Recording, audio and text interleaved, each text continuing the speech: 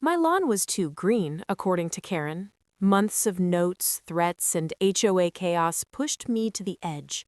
So I painted her house pink, and everything exploded. Let me start from the beginning. I moved into Maplewood Estates 6 months ago, thinking I had finally found the kind of neighborhood where life could be calm, quiet, and, most importantly, peaceful. The streets were lined with old oak trees whose leaves swayed gently in the breeze, casting dappled shadows across perfectly paved sidewalks. The houses here were all meticulously maintained, each with its own flair, yet uniform enough that the neighborhood's Homeowners Association, or HOA, could easily maintain control. I was new, I had moved from the city, and my goal was simple: enjoy the peace, maybe plant a few perennials, and make my house a home. From day one, though, it was clear that peace in Maplewood Estates came with strict rules. The HOA newsletter arrived every Monday, detailing everything from fence heights to paint colors, even down to the exact hue of mulch that was acceptable in your front yard. I read it dutifully, trying not to make any missteps. I even measured the length of my driveway once, just to ensure it met the HOA standards. It felt excessive, but I didn't mind. I liked order. I liked neatness. I liked rules. Just not when they became weapons. The first sign of trouble came in the form of my neighbor, a woman who lived directly across the street in a Victorian-style house with a picket fence so white it almost glowed. She had the kind of perfection that seems unreal. Everything was immaculately staged, from her flower boxes to the perfectly straight stripes in her driveway. She would often stand in her front yard in oversized sunglasses, a cup of iced tea in one hand and a phone in the other, speaking with that particular sharp tone that lets you know she is constantly filing grievances, either to the HOA or to anyone who might accidentally breathe too loudly near her. Her name, I soon learned, was Karen. Karen made her presence known on my second week here. I was mowing my lawn one sunny afternoon when I noticed her watching me through the front window. At first, I waved politely, thinking perhaps she was just neighborly. But as I continued trimming, she opened her door, stepped onto her pristine walkway, and raised a hand as if to signal me to stop. My heart sank a little, because her posture screamed confrontation. It was subtle at first. She didn't say anything directly. She just started leaving little notes. The first one appeared on my mailbox. "Your grass is unusually vibrant. Perhaps you should tone it down for the neighborhood aesthetic." At first, I laughed. I thought it was a joke. But then the notes became more frequent. One morning, I found 3 more neatly folded notes, each tucked into the corners of my mailbox. "The neighbors are concerned about your bright lawn. Please consider using a less aggressive shade of green. This is Maplewood, not a jungle." I tried to brush it off. I really did. My lawn was healthy, lush, and green. And honestly, I liked it that way. But Karen didn't. She made sure I knew that every inch of my yard was a battlefield. Every time I mowed, she appeared somewhere in view, taking photos, jotting notes, always judging. My mail started arriving with HOA letters attached, warning me about non-compliant lawn coloration. It was absurd. I followed every HOA guideline to the letter, yet somehow my own grass, was a problem. Weeks went by, and what had started as passive-aggressive notes escalated. I began noticing strange things. My trash cans were moved while I was away, my sprinklers were tampered with, and once someone had placed a for sale sign from a different neighborhood realtor on my lawn. It felt targeted, obsessive, like some carefully orchestrated campaign against me simply because I had the audacity to maintain a lawn that was too green. Neighbors whispered too. Maplewood had the kind of tight-lipped community where gossip spread. Morning arrived like a quiet warning. The neighborhood seemed ordinary, children walking to school, dogs straining against leashes, the low hum of cars on the street. But beneath the calm, tension simmered. For weeks I had been watching, planning, cataloging Karen's habits with almost military precision. I knew when she left for work, when she lingered in her garden, tending to each flower as if it were a jewel, even which route she took for her daily errands. Every motion was logged in my mind, every opening of a door or window noted. The supplies had been gathered carefully, each item chosen for effectiveness and discretion. Pink paint that was both vibrant and durable, rollers, brushes, drop cloths to protect my own lawn from accidental splashes, and even protective gloves that hid the color from my hands. I had a plan for ingress and egress, a strategy for avoiding the vigilant eyes of neighbors who, although silent, were always watching. The operation had to be flawless. A single misstep could mean disaster. I spent the early hours pacing in my living room, staring out the window at Karen's house across the street.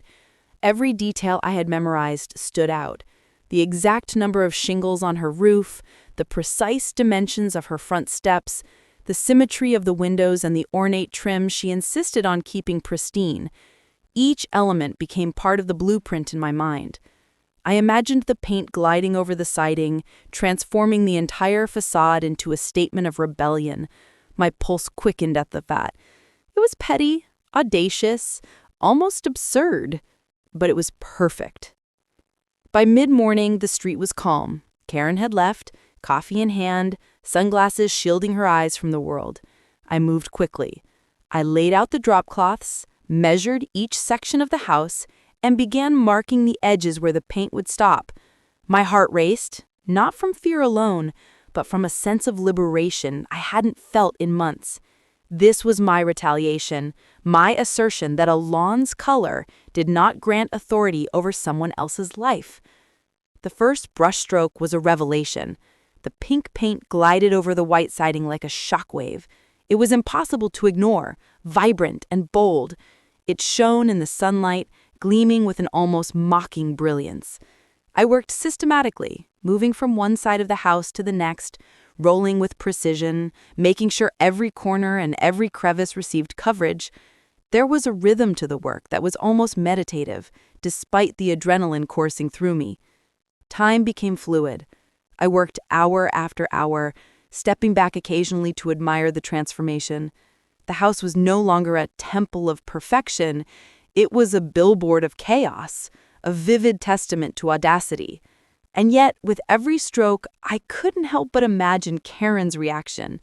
I pictured her walking up the driveway, her sunglasses slipping down her nose, mouth agape, fingers trembling as she dialed the HOA. The mental image was almost worth the effort in itself.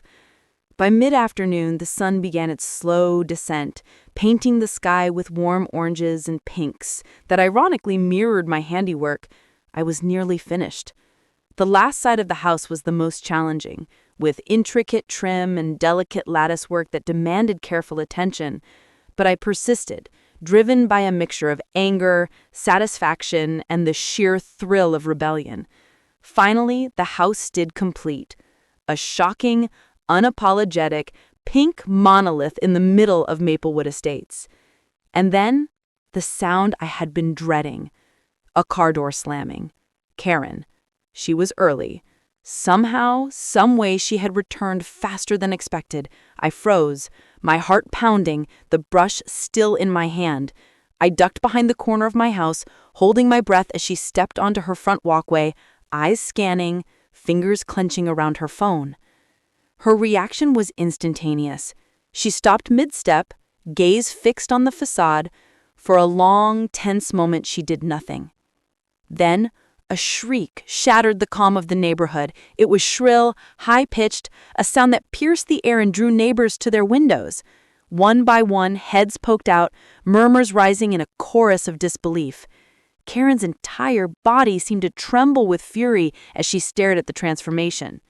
The HOA. The next morning, Maplewood Estates felt different. The air was thick with tension, as if the neighborhood itself had been holding its breath all night and was finally exhaling in shock. Karen's pink house glowed under the early sunlight, impossible to ignore. A vivid, almost mocking challenge to everyone who had ever dared question the status quo.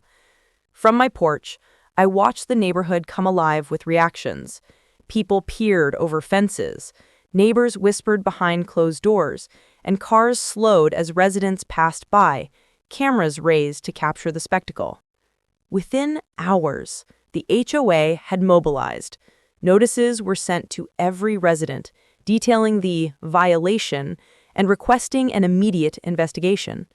Anonymous calls were made to city officials, citing extreme visual disturbance and property devaluation. Karen herself became a whirlwind of activity, calls, emails, and meetings, each escalating her panic and fury. It was almost impressive, the sheer force of will she exerted, though it was terrifying to witness in person. Despite her frenzy, the neighborhood dynamics had shifted. Previously, Karen had ruled Maplewood Estates with quiet intimidation, but the pink house had rewritten the rules. Residents who had once avoided eye contact now nodded at me as they passed, a subtle acknowledgement of the chaos I had unleashed. Some whispered words of admiration, others of cautious disapproval, but no one dared approach Karen directly. The equilibrium had broken, and no one wanted to be caught in the crossfire. As the days went by, the HOA meetings became more frequent and more heated. Karen attended each one, her voice sharp and unrelenting, while I remained silent, letting the ripple effects of my actions unfold. Complaints were filed, photographs taken, and a strict timetable for restoration was demanded. Yet, enforcement proved tricky. No one had witnessed me painting the house. No evidence existed beyond speculation and timing. It was infuriating for Karen. Her meticulously structured world was unraveling, and she had no clear path to victory. Meanwhile, I had to be strategic. Every move I made was calculated to avoid direct confrontation while maintaining the leverage I had gained. I monitored the cameras some neighbors had installed, noted Karen's erratic schedules, and carefully documented every attempt she made to assert control. The neighborhood had transformed into a chessboard, each of us maneuvering pieces with subtlety and intent. And while she believed she was orchestrating a campaign to reclaim dominance, it became increasingly clear that her own obsession was the weapon I wielded. The psychological warfare escalated further. Karen began posting online, sharing photos of her pink house with captions designed to elicit sympathy and outrage, portraying herself as the victim of a neighborly attack. Social media comments flooded in, some siding with her, others laughing at the audacity of the pink statement. Every post became a battleground, every comment a subtle escalation.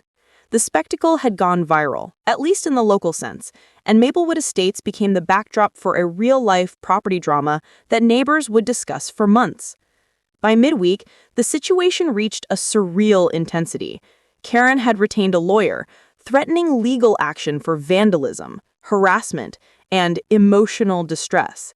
The HOA, previously her loyal enforcers, hesitated to fully support her because the evidence of wrongdoing was circumstantial at best. Letters were exchanged, demands issued, and deadlines set, but the pink house stood, bold and defiant, an unmovable monument to the chaos I had unleashed. Neighbors began to take sides more openly. Some discreetly supported Karen, fearing the precedent I had set. Others, quietly emboldened by my audacity, expressed subtle solidarity. One family across the street even left a small, tasteful note of admiration on my doorstep, thanking me for breaking the tension in the neighborhood. The lines had been drawn,